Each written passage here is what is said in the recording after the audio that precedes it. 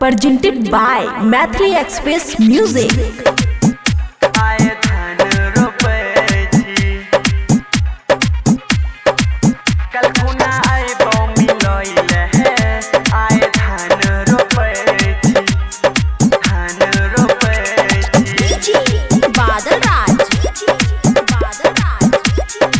खुशी recording studio बलुआहा।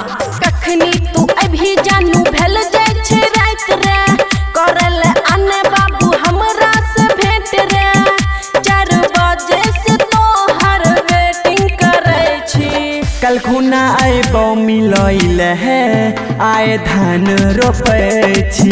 कल खुना आइबो मिलैले है, आए धान रोपे छी।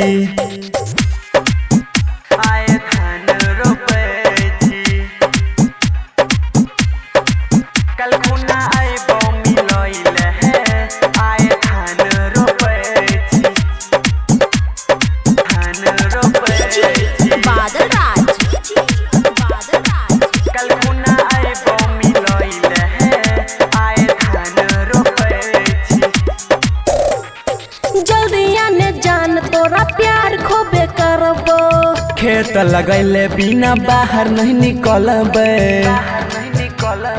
जल्दी आने जान तोरा प्यार खोबे करबो।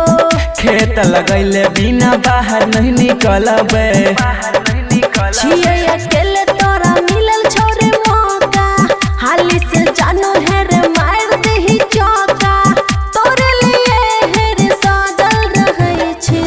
कल खुना आइबो मिलैले है, आए धान रोपे छी। कल खुना आइबो मिलैले है, आए धान रोपे छी।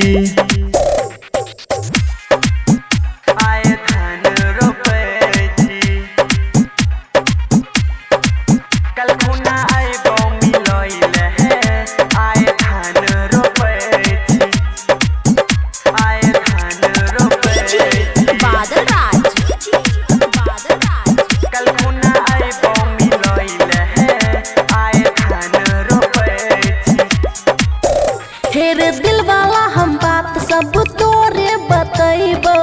फोन रखे जान त पिछुआई जइबो। हेरे दिल वाला सब बात हमें तोरे बतैबो। फोन रखे जान त पिछुआई जइबो।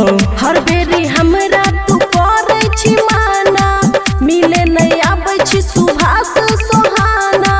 चिंता में हम तो बैठल रहै छी। कल खुना आइबो मिलैले है, आए धान रोपे छी। कल खुना आइबो मिलैले है, आए धान रोपे छी। खुशी रिकॉर्डिंग स्टूडियो बलुआहा।